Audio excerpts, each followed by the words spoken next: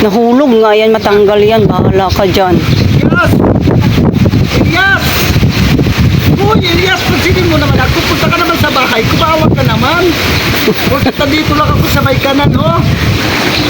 Sobrang sikat mo na ba? Ang sikat-sikat mo, nandito kami sa Bulacan ngayon. Kaya nagpapapansin talaga ako sa iyo. Tulungan mo naman bahay ko kasi sobrang liit.